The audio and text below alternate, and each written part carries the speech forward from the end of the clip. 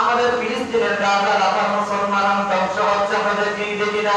খবরের কথার মধ্যে দেখি, টিভির মধ্যে দেখি কি দেখি না?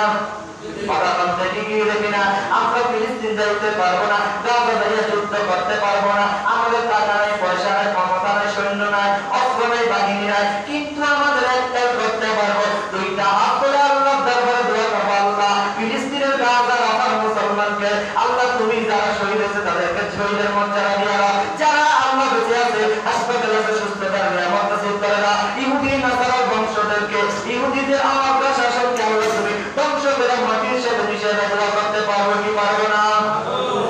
পারবো কি পারবো না? আগামী 26শে এপ্রিল কবে? আগামী 26শে এপ্রিল বাংলাদেশের সমস্ত পীর মাশায়েখরা বিভিন্ন জায়গায় ছিল, বিভিন্ন প্ল্যাটফর্মে ছিল, বিভিন্ন ঐক্যের মধ্যে ছিল।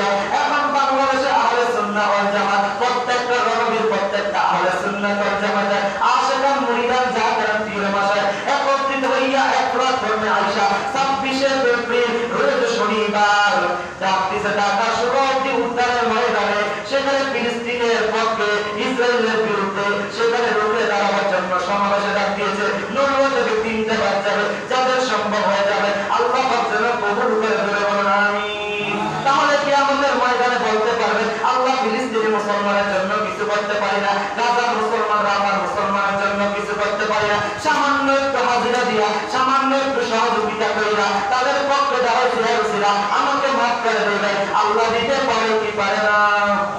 আল্লাহ আমাদেরকে কবুল